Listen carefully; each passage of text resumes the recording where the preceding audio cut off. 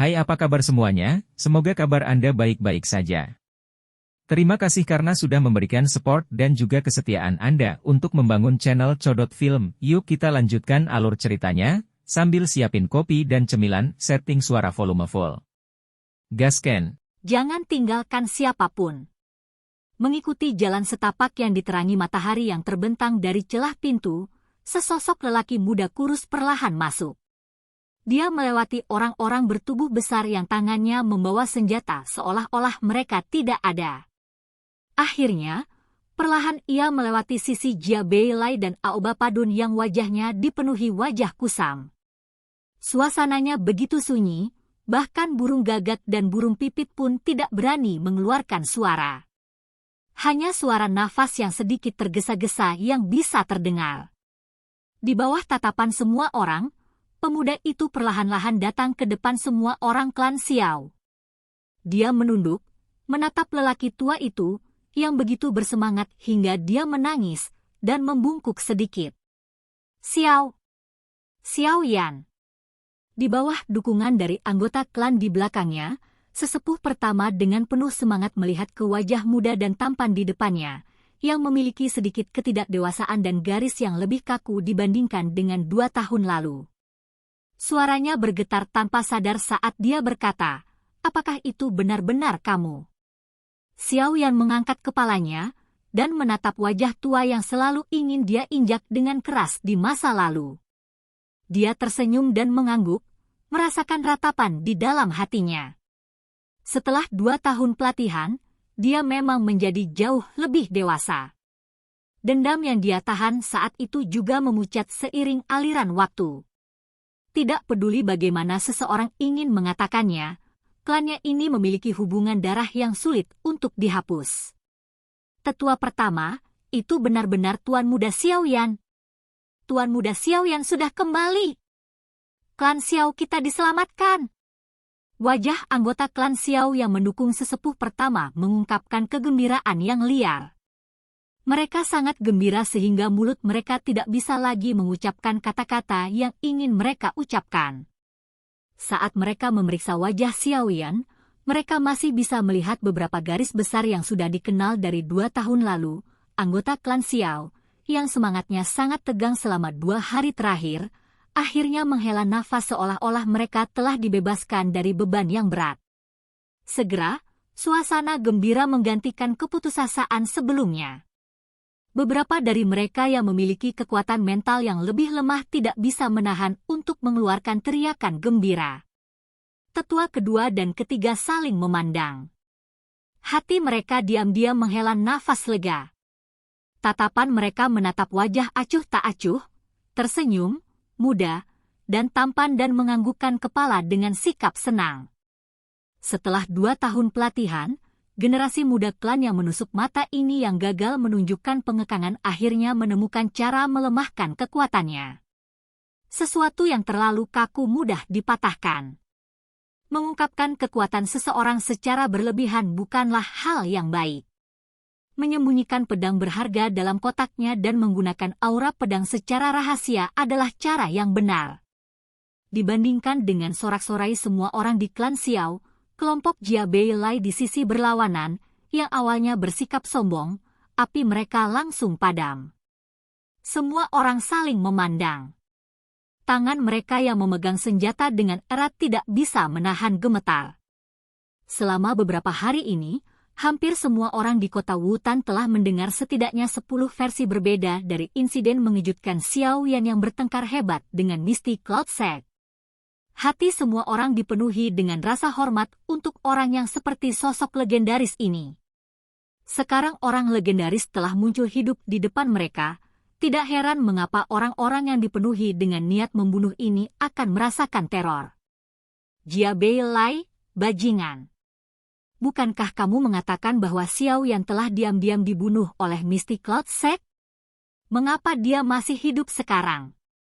Mata Aoba Padun menatap punggung kurus yang menghadapnya. Ketakutan yang sulit disembunyikan melintas di matanya. Wajahnya hijau saat dia membalikkan tubuhnya dan meraih kerah Jia Beilai dan mengeluarkan raungan lembut dan marah. Ada sedikit getaran dalam suaranya. Pemandangan Jia Beilai juga ditempelkan di belakang di depannya. Sudut mulutnya bergetar berulang kali. Kakinya juga menjadi sedikit mati rasa saat ini. Dia menelan ludahnya dengan susah payah. Wajah aslinya yang gelap dan ganas mulai sedikit terisak. Bagaimana saya tahu? Orang itu dengan jelas memberitahuku bahwa Xiao Yan telah terbunuh. Dengan kekuatannya, dia tidak perlu berbohong padaku, pemimpin klan dari klan kecil, bukan?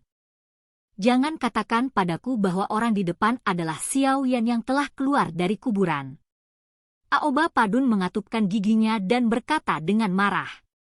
Meskipun sebagian dari alasan dia setuju untuk berurusan dengan klan Xiao, yang dalam kondisi babak belur, setelah Jia Beilai menekannya adalah karena fakta bahwa dia memang telah ditekan oleh klan Xiao dengan cara yang terlalu keras untuk 2 orang. Tahun. Sebagian besar alasannya adalah karena Jia Beilai mengatakan bahwa Xiao Yan diam-diam dibunuh oleh orang-orang kuat dari Mystic Cloud Sect. Inilah yang menyebabkan dia menganggukkan kepalanya dan bertarung melawan Xiao Clan. Harus diketahui betapa terkejutnya hatinya ketika dia pertama kali mendengar bahwa teman kecil dari klan Xiao benar-benar berhasil pergi dengan utuh setelah bertengkar hebat dengan makhluk besar yang dikenal sebagai Mystic Cloud Sect. Karena inilah dia mengangguk dan setuju setengah percaya setelah Jia Beilai bersumpah di bawah kutukan paling kejam. Setelah setuju, kembalinya Xiao Yan yang tertunda menyebabkan Aoba Padun meningkatkan kepercayaannya pada kata-kata Jia Beilai. Namun, saat dia berpikir bahwa semua yang dia butuhkan akan jatuh ke tangannya, Xiao Yan yang menurut apa yang dikatakan Jia Beilai seharusnya dibunuh, muncul di depannya. Pukulan semacam ini, dan teror yang dibawa oleh sosok manusia itu, menyebabkan Aoba Padun segera turun ke dalam kondisi geram dan kaget. Ekspresi Jia Beilai pucat. Saat ini dia sekarang dalam keadaan di mana seluruh tubuhnya sedingin es. Tenggorokan alkemis tingkat 3 berguling sedikit saat matanya menatap Xiao Yan dengan saksama. Wajahnya mudah berubah. Kekuatan kuat yang meletus sebelumnya juga menjadi jauh lebih lamban. 3 tetua, apakah kalian semua baik-baik saja? Punggung Xiao Yan menghadap orang-orang yang ekspresinya berbeda satu sama lain saat dia menatap ketiga tetua berwajah pucat dan bertanya dengan lembut. Saya baik-baik saja. Tetua pertama berjuang untuk berdiri.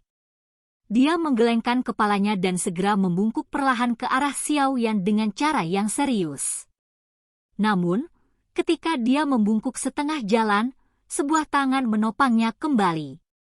Ketika dia mengangkat kepalanya, dia melihat wajah muda yang tersenyum lembut. Dengan segera, mata lamanya tanpa sadar menjadi berkaca-kaca. Tetua pertama, kamu adalah senior. Anda tidak bisa memperlakukan Xiao Yan dengan cara ini. Kalau tidak, jika ayah melihat ini, aku takut dia akan menyalahkanku. Xiao Yan tersenyum saat dia berkata dengan lembut. Beberapa dari kami orang tua terlalu berlebihan di masa lalu. Di masa depan, saya, menggunakan status saya sebagai sesepuh pertama, menjamin Anda bahwa hal-hal di masa lalu tidak akan terulang lagi. Tetua pertama memiringkan kepalanya, mengusap sudut matanya yang agak lembab dan menghela nafas ke Xiao Yan. Aku yang masih muda saat itu juga sangat tidak disukai. Apalagi masalahnya sudah selesai. Saya adalah orang yang sangat pelupa. Xiao Yan tersenyum dan mengangkat bahu. Saat ketika dia sekali lagi melangkah ke klan ini, dia tahu bahwa apapun yang terjadi, darahnya sendiri adalah milik klan ini. Setidaknya, sebelum dia menjadi orang yang tidak berguna, klan ini telah memberinya masa kecil yang sempurna. Tatapan Xiao Yan menyapu wajah familiar anggota klan di belakang 3 tetua. Dia tersenyum dan berkata, tapi sekarang, menurutku kita harus menyelesaikan masalah dulu di sini sebelum kita mengenang saat-saat indah. Nak, hati-hati. Jia Beilai dan Aoba Padun sudah menjadi bintang 5 Dado Shi sedangkan lelaki tua itu adalah guru Liu Ling saat itu. Dia adalah alkemis tingkat 3 dan memiliki kekuatan bintang 6 Dadoushi. Tetua pertama mengangguk dan memperingatkan dengan lembut. Xiao Yan tersenyum sedikit dan perlahan berbalik. Senyum di wajahnya berangsur-angsur berubah menjadi gelap dan dingin saat dia berbalik ke arah Jia Beilai dan yang lainnya. Aku belum pernah melihatmu selama 2 tahun, tapi keburukan pemimpin klan Jia Beilai tidak kurang dari saat itu. Tatapan Xiao Yan perlahan menyapu kelompok orang di kedua sisi sebelum akhirnya mengarahkan pandangannya ke tubuh Jia Beilai saat dia tersenyum dan berkata. Tatapan Jia Beilai menatap tajam ke wajah yang masih memiliki garis pemuda dari 2 tahun lalu. Tubuhnya gemetar tanpa sadar. Dia menelan ludahnya sambil berkata dengan suara gemetar, keponakan Xiao Yan. Sungguh tak terduga bisa bertemu denganmu lagi. Xiao Yan tersenyum tipis. Dia dengan sembarangan menarik kursi dari belakangnya dan duduk dengan postur yang besar di depan semua orang. Tangannya menggenggam gagang penggaris dan menariknya dengan kuat. Penguasa berat itu membawa kekuatan yang ganas saat menghantam lantai batu yang keras. Segera, banyak garis retakan kecil mulai menyebar dari titik di mana penguasa itu mendarat. Pemimpin klan Aoba, aku tidak menyangka kamu juga ada di sini. Saat Xiao Yan berbicara, pandangannya beralih ke sisi Aoba Padun, yang ekspresinya terus berubah. Sudah 2 tahun sejak aku melihatmu. Sikap keponakan Xiao Yan menjadi semakin luar biasa. Benar bahwa ayah harimau tidak memiliki anak anjing. Jika kakak laki-laki Xiao melihatmu, dia pasti akan sangat bahagia sampai dia tidak bisa menutup mulutnya. Seluruh tubuh Aoba Padun gemetar saat mendengar suara Xiao Yan. Dia buru-buru menemani Xiao Yan tertawa. Tel, ayah harimau tidak memiliki anak anjing, artinya seseorang yang kuat hebat tidak memiliki anak yang lemah, tidak berguna. Kamu bisa menelan omong kosongmu. Xiao Yan meliriknya dengan samar. Tangannya perlahan mengusap gagang penguasa Xuan berat di tangannya. Suaranya diam-diam menjadi padat. Aku hanya ingin tahu persis apa yang ingin kalian berdua lakukan dengan membawa orang-orangmu ke klan Xiaoku.